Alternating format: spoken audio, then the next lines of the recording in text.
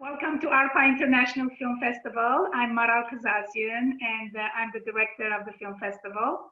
And I would like to start by asking you to tell me a little bit about yourself and how did you get around? How did you make this film?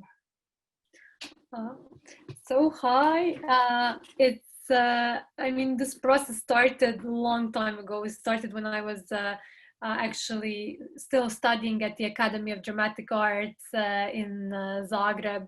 And actually I started thinking about my first feature and what story do I want to tell.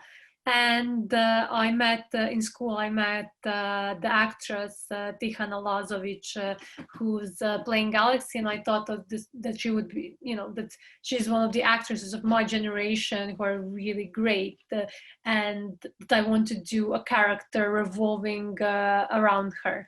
So it took some time to get all the pieces together, to finance the script, and then 8 years later to finish that film.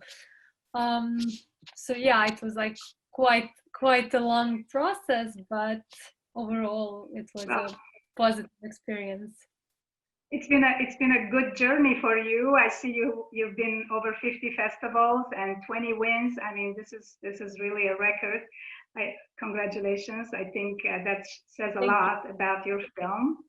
And such a young lady to have such an accomplishment, that goes a lot to say about your talents. It's a beautiful movie. It's so pleasant. It's a pleasure to watch. And was this something, the story, did you know someone who went through this, or this was just a fictional script?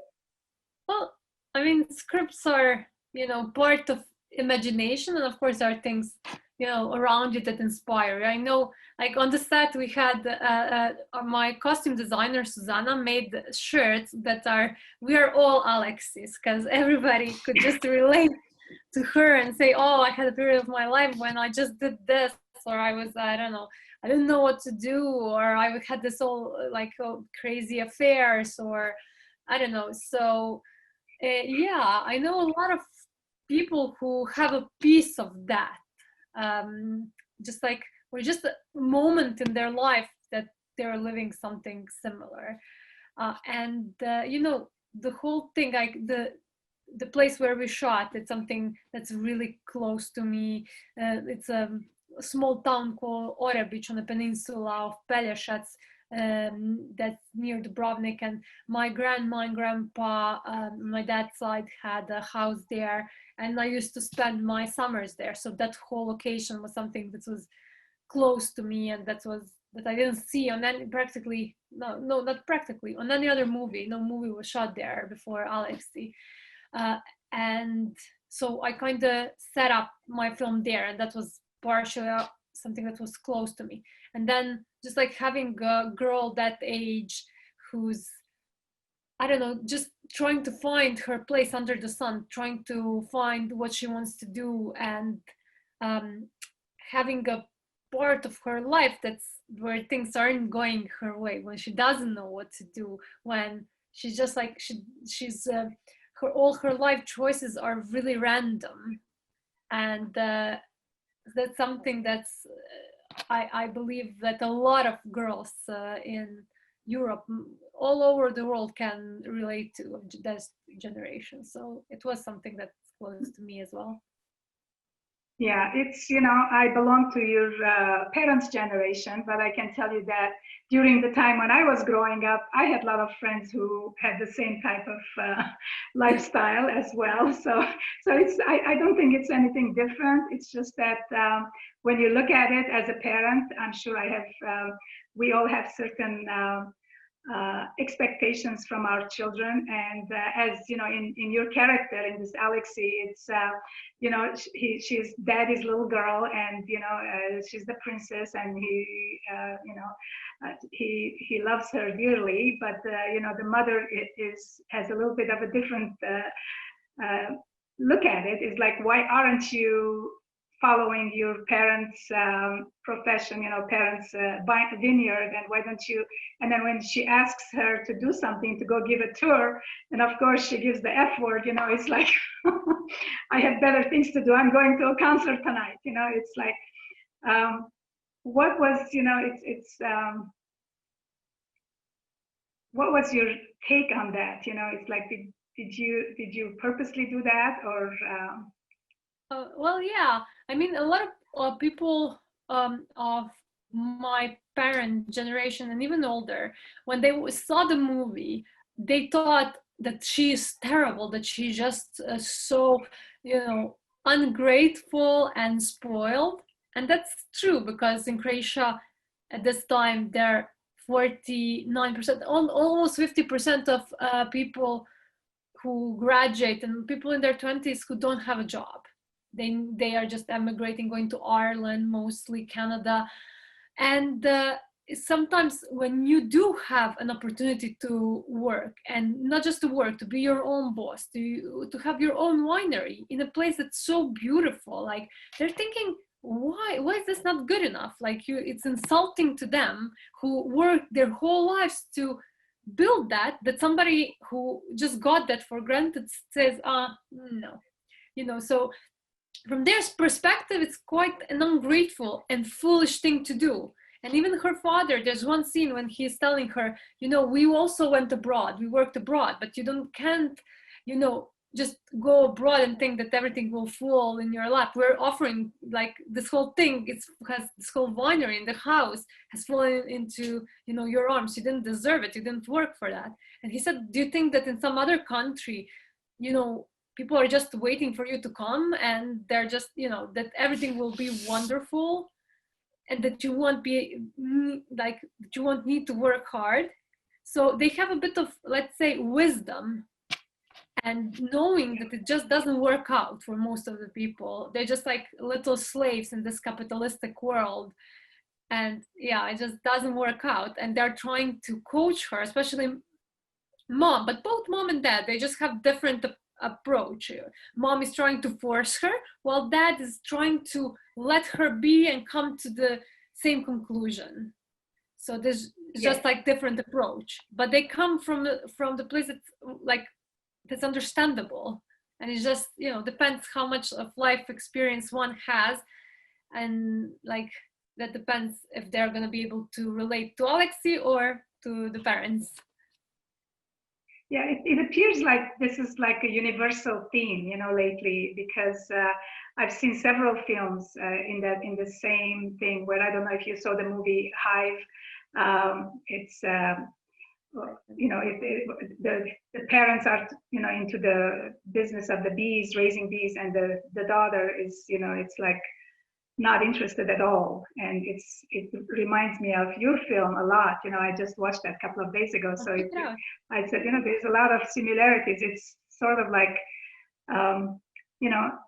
children are not willing to take things from the parents, because that's what the parents want them to do. They want to have their own identity. They want to get married. If they want to, they're not going to get married because the parents want them to be grandchildren. They want grandchildren from you, or what. It's sort of like that same theme is like what I took from your film. What did you learn from making this film? Well, I learned that, there are so many, now, like, there's so many similar films, but it's probably because this generation is going through, it's just, we are growing up in the world at a similar time. So there are certain problems that come, that are there for millennials. Like other generations before us had certain problems that are different, and their stories were a bit different. But this is something like, world has advanced to a place where people can, like, not everybody, of course, but in a lot of countries, people can be comfortable enough and have existential problems that are, that are just like, oh, what am I going to do? It's in a way, yeah, it's like first world problem, you know, when you don't, you know, when you don't have food, when you don't have shelter, you're not thinking, oh, do I want to be a photographer, or should I, you know, have this relationship with that? You're thinking, how am I going to survive? But then in Europe, in America, you're thinking, oh, like you have all these things, and then you are thinking, oh, what I'm doing all day long, does that make sense to me? My existence is so short. I just want to make the most out of it and just do what I want to do, and feel whatever I want to feel. So yeah, it's just like a different, people need to find some problems for themselves. So Yes, yeah, yes, that's what yes. I learned. When, at what age or when did you realize that this is something you want to do, going into film, making movies? I think I was maybe like 17 or 18, when actually I was well, in Croatia you don't have like a general college. You need, when you're going to a faculty, you just need to focus on something, so you immediately decide what you're gonna do. It's like not like, go 3 years or something and then I'll get my master's in something else. Doesn't work that way. So I was thinking, oh, now I need to decide what to do. And I was like, when I was 17, I spent a whole year thinking, what could I become when I grow up? And and then I wrote like papers and papers of like lists of what is it out there? What is it like? What is it out there for me and stuff? And then like, but nothing was really sitting with me. Like nothing was like, oh, I really want to dedicate years of my life to this. Uh, and then I found out that one of my colleagues, she went to film school, and I'm like, film school, that didn't even come to my mind. And I thought, oh, film, that would be great to be a film director. I would love to do that. It combines all the arts. You don't have to be in front of camera, but you're still involved in the process. It's just, you know, you don't have to be a musician, but you still are involved in producing music. So you don't have to have any concrete talent in like performing talent, but you can be involved in arts. And I was always kind of writing and also doing photography and, I don't know, doing these creative things. So I thought, this is something that I could see myself like really dedicating to. And then when it comes to films and directors, what are some of which director you were looking up to? What is your favorite? I would say my favorite director of all times, like it's very hard to answer that question. I always say Alfred Hitchcock. It's because I mean, I decided on that answer like really because I watched his movies so many times. Like, I don't know, I've seen North by Northwest like 30 times. Like all of his movies I watched so many times. So I guess that means he's my favorite director. But I don't know, every year there are new movies that are really great, and there's so many directors that I really enjoy their work. So any challenges that you want to talk about that you faced during the filming this beautiful film? well, filming this, I mean, there are always, you know, so many challenges. It was great because I had my own crew, like people that I worked with in college, and I had my art designer who I know, who's like one of my closest friends, and my costume designer and director of photography. Like my crew was really like my film family. I did shorts with them, so that was really, really great, like my core team.